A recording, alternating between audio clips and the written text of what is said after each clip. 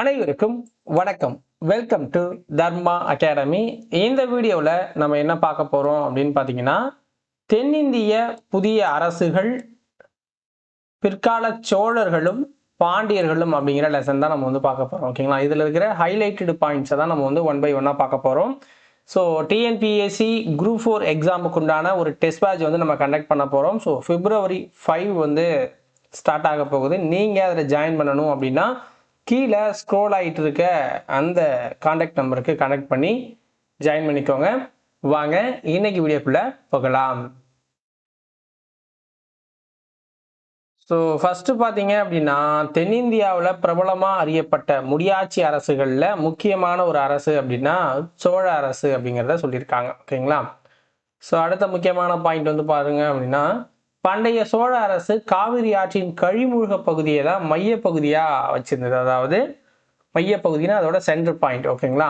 So அதனுடைய தலைநகர் அப்படிங்கிறது உறையூரா இருந்துச்சு அப்படின்னு சொல்றாங்க. அதனுடைய தலைநகர் வந்து உறையூரா இருந்துச்சு அப்படின்னு சொல்றாங்க. இன்றைய திருச்சிராப்பள்ளியை தான் உறையூர் அப்படின்னு சொல்றாங்க. ஸோ கரிகாலனுடைய ஆட்சி காலத்துல தான் இது சிறப்பான ஒரு இடத்தை வந்து பிடிச்சிருக்கு. எப்ப? சங்க காலத்துல. ஓகேங்களா? சங்க காலத்துல.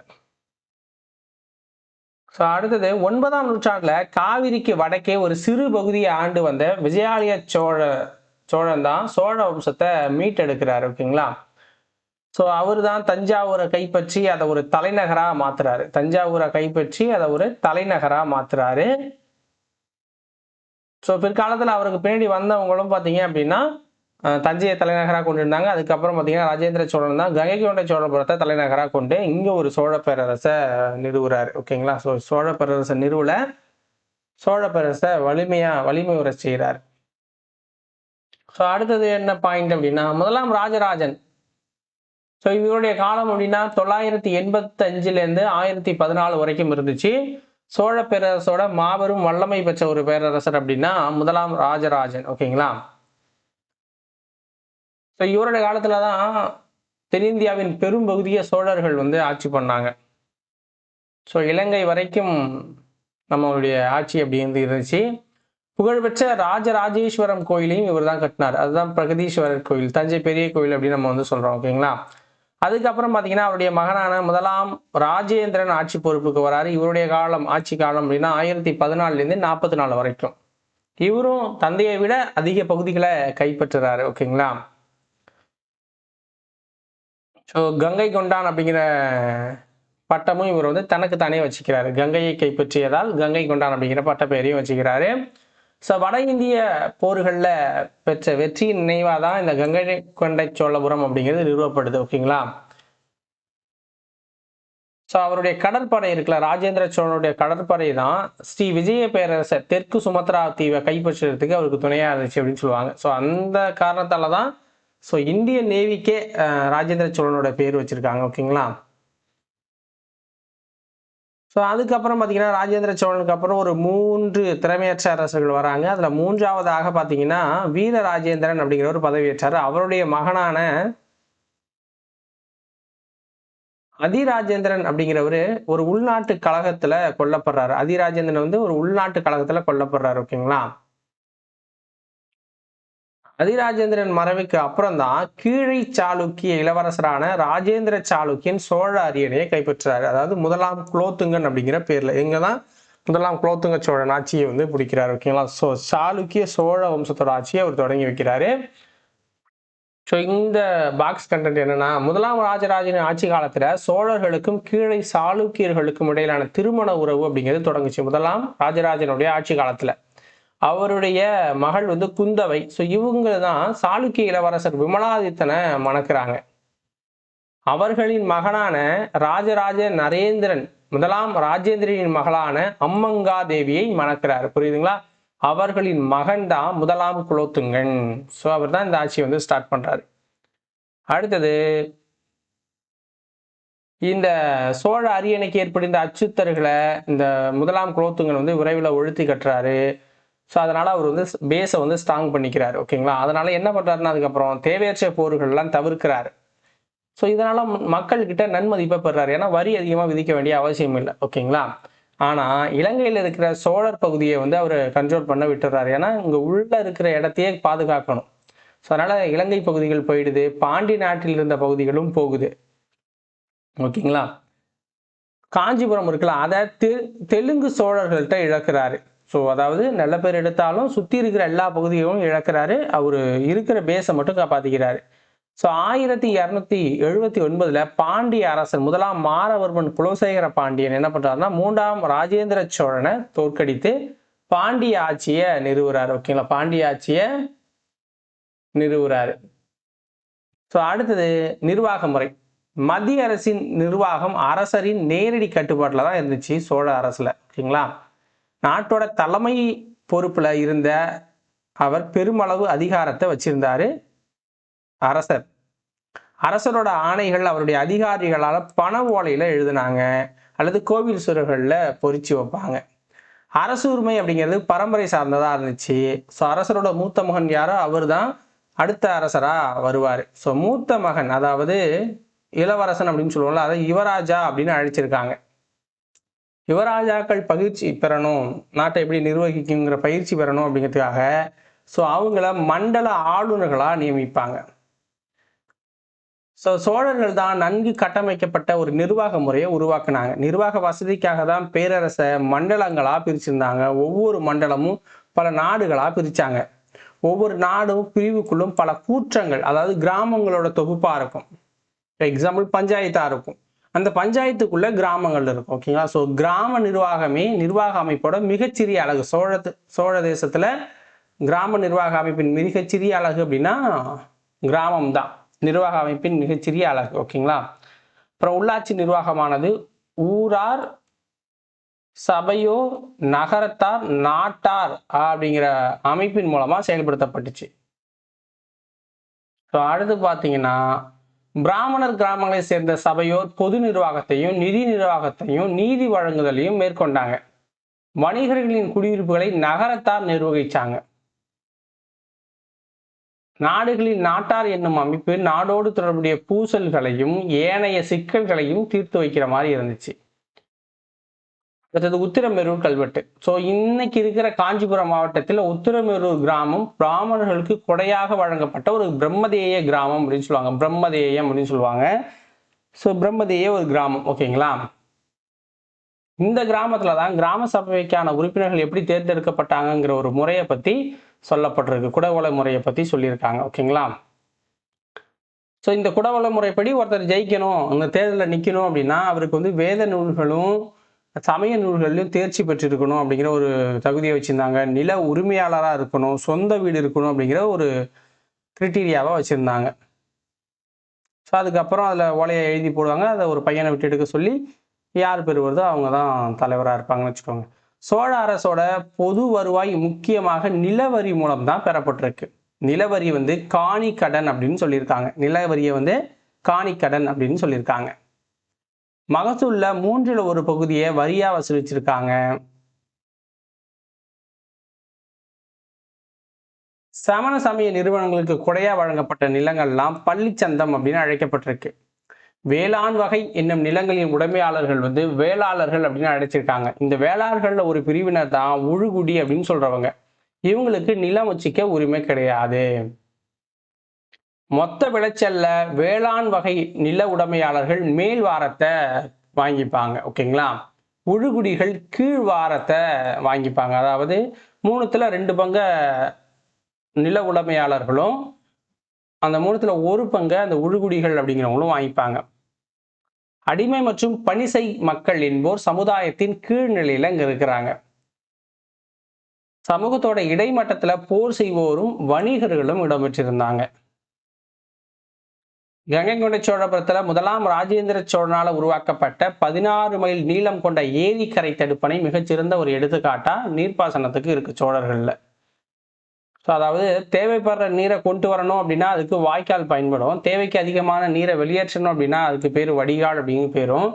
பொதுமக்கள் அனைவருக்கும் சொந்தமான ஒரு வாய்க்கால் வந்து ஊர் வாய்க்கால் அப்படின்னு சொல்லப்படுது. நாட்டுக்கு சொந்தமானது நாட்டு வாய்க்கால். ஓகே, நாடு வாய்க்கால்கள் அப்படின்னு சொல்லப்படுது.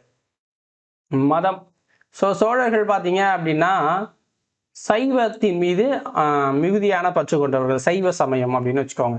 சிவபெருமானின் திருவிடையாளர்கள் சைவ அடியார்களின் நாயமார்களால் பாடல்களாக இயற்றப்பட்டுள்ளது அப்படின்னு சொல்றாங்க. நம்பியாண்டார் நம்பியால் தொகுக்கப்பட்ட அவை திருமறைகள் அப்படின்னு அழைக்கப்படுறதா சொல்றாங்க. ஸோ அப்புறம் என்னென்ன கோயில் கட்டினாங்க என்னென்ன அப்படிங்கிறதெல்லாம் கொடுத்துருக்காங்க. ஓகேங்களா, சோழர்கள் காலத்தில் என்னென்ன கோயில் கட்டினாங்க அப்படிங்கிறத கொடுத்துருக்காங்க.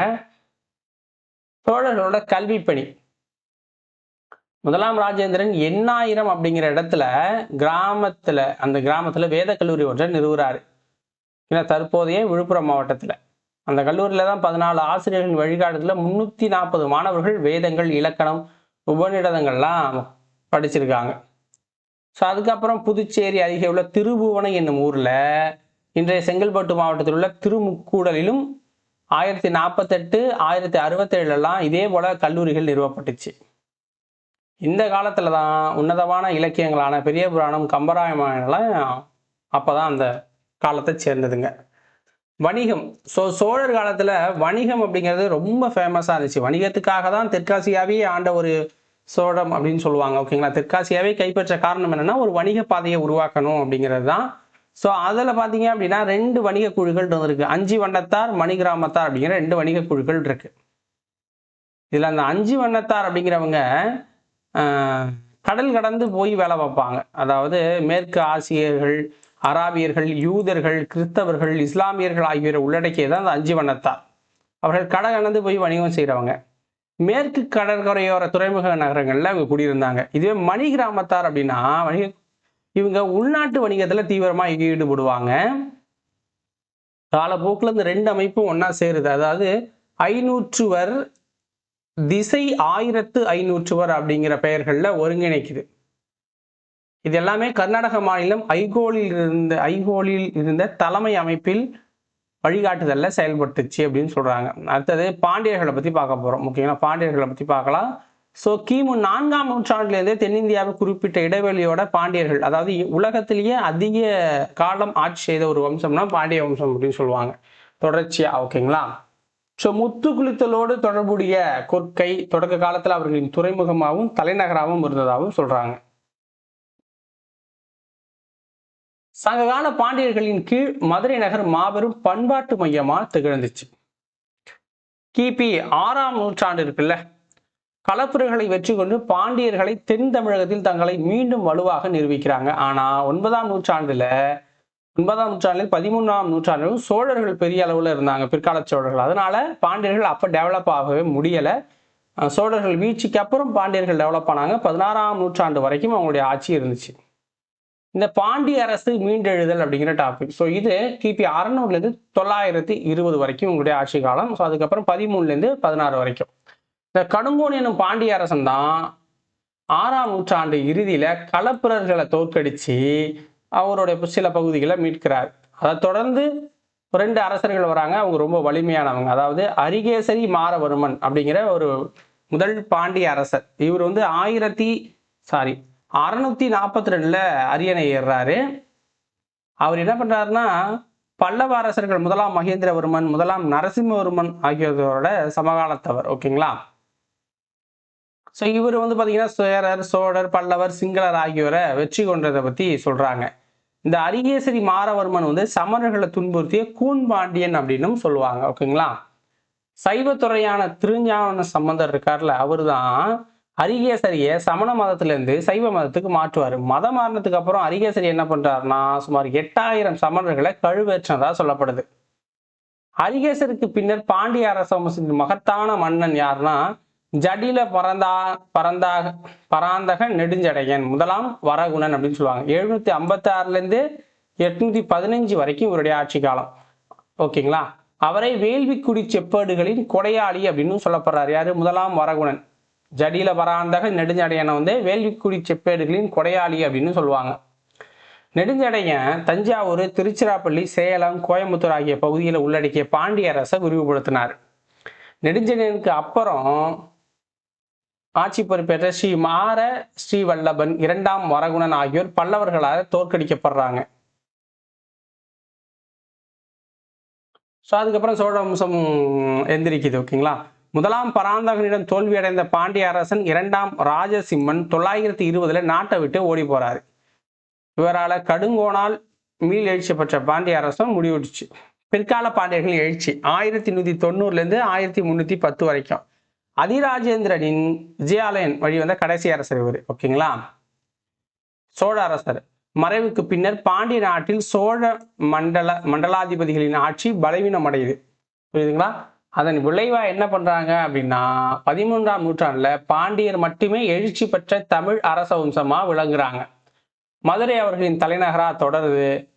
காயல் அவர்களின் முக்கிய துறைமுகமா அப்ப இருக்குது அந்த பீரியட்ல. ஓகேங்களா? அதுல வெனிஸ் நாட்டை சேர்ந்த புகழ்பெற்ற பயணியான மார்க்கோ போலோ 2 முறை, அதாவது 1288 1293 காயலுக்கு வருகை தராரு. இந்த துறைமுக நகர் என்ன பண்ணுதுன்னா அராபிய சீன கப்பல்கள் நிரம்பி இருக்குது துறைமுகத்துல. எதுல?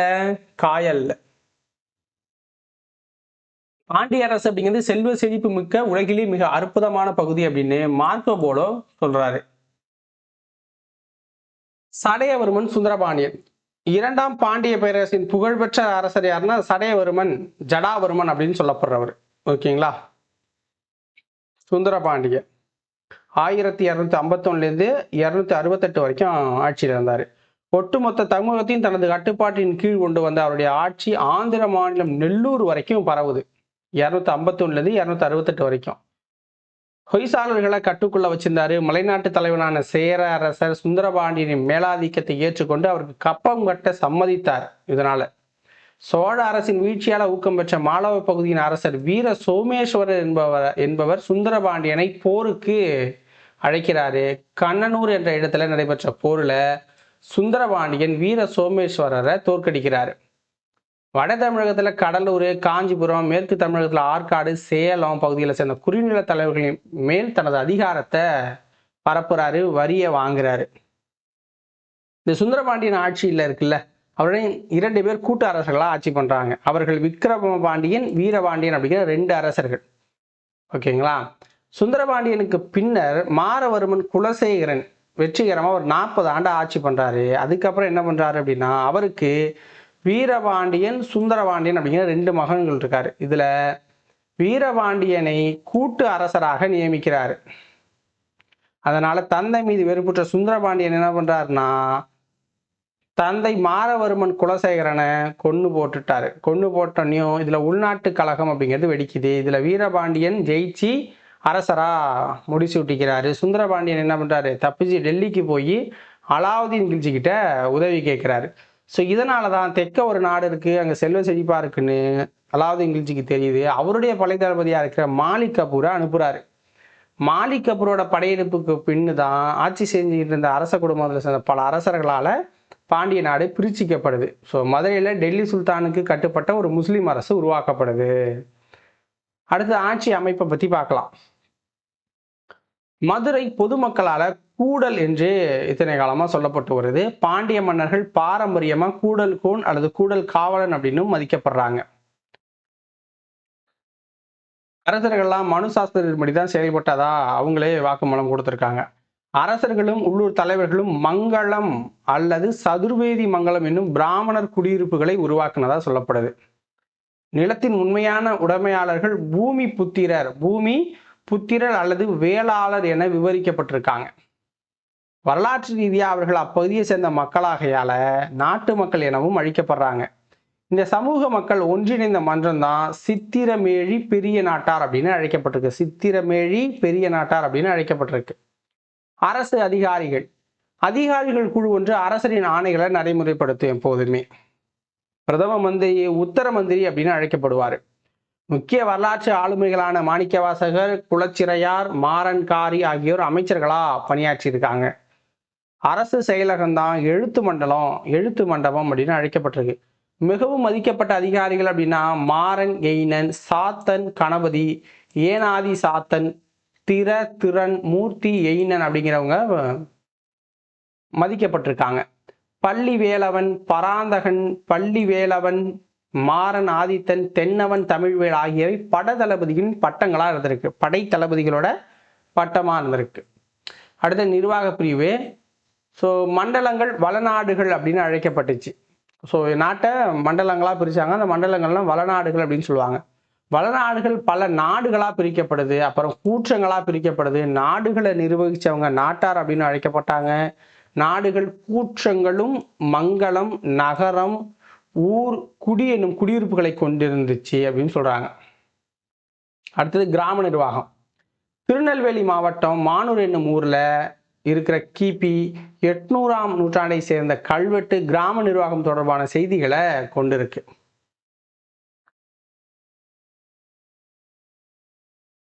ஸோ நீர்ப்பாசனம் அவ்வளோதான். நீர்ப்பாசனத்தை பற்றி மதத்தை பற்றி ஒன்றும் பெருசா இல்லை.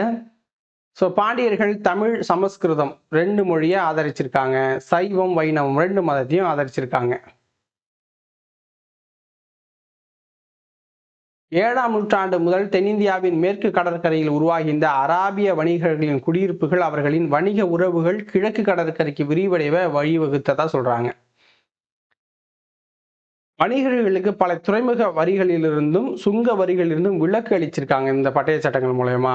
காயல் துறைமுகத்துல மாலிக் உல் இஸ்லாம் ஜமாலுதீன் என்னும் அராபிய வணிகரின் வணிக நிறுவனம் ஒன்று செயல்பட்டு இருக்கு. இதுதான் அரசர்களுக்கு, பாண்டிய அரசர்களுக்கு குதிரையை எளிதா கிடைப்பதற்கு வசதிகளை செஞ்சு கொடுத்துருக்கு. 13, 14ஆம் நூற்றாண்டுல குதிரை வணிகம் அப்படிங்கிறது மேலும் அதிகரிக்குது. ஏன்னா சம்பிரதாய விழா, போர் புரியறதுக்கு குதிரை தேவைப்பட்டிருக்கு. அரசர்கள் குதிரைகளுக்காக முதலீடு செய்தனர் என்று மார்க்கோ போலோவும் வாசப்பும் குறிப்பிட்டிருக்காங்க. வாசப், ஓகேங்களா. குதிரை வணிகத்தில் ஈடுபட்டவர்கள் குதிரை செட்டிகள் என அழைக்கப்பட்டிருக்காங்க. பாண்டியர்களின் துறைமுகங்கள்ல மிகவும் விறுவிறுப்பாக வணிகம் நடைபெற்ற துறைமுகம் கிழக்கு கடற்கரையில் இருந்த காயல்பட்டினம். இது இன்றைய தூத்துக்குடி மாவட்டத்தில் இருக்கு. ஸோ என்னன்னா, வணிக பரிமாற்றங்கள் தங்க நாணயங்கள் மூலம் நடைபெற்றதால் நாணயங்கள் அதிக அளவில் புழக்கத்தில் இருந்திருக்கு. இது எல்லாமே காசு, கழஞ்சி, பொன் என பலவாறு இது அழைக்கப்பட்டிருக்கு. ஸோ விரிவான அளவில் இக்காலத்தில் நடைபெற்ற குதிரை வணிகம் குறித்து வாசப் அப்படிங்கிறவர் பதிவு செஞ்சிருக்காரு. 10,000க்கும் மேற்பட்ட குதிரைகள் காயலிலும் ஏனைய இந்திய துறைமுகங்களும் இறக்குமதியாயிருக்கு அப்படின்னும், அதுல 1400 குதிரைகள் ஜமாலுதீன் பொறுப்பில் இனப்பெருக்கம் செய்து வளர்த்து வந்த குதிரைகளா இருக்கும் அப்படின்னு சொல்றாங்க. ஒவ்வொரு குதிரையின் சராசரி விலை சொக்க தங்கத்திலான 200 தினார்களாகும் அப்படின்னும் எழுதியிருக்கிறாங்க. ஓகேங்களா. யாரு? வாசப் அப்படிங்கிறவர் எழுதியிருக்கிறார். ஓகேங்களா. ஸோ இதோட இந்த சோழர்கள் பாண்டியர்களை பத்தி முடிஞ்சிருச்சு. அடுத்த வீடியோவை நாளைக்கு பார்க்கலாம். நன்றி, வணக்கம்.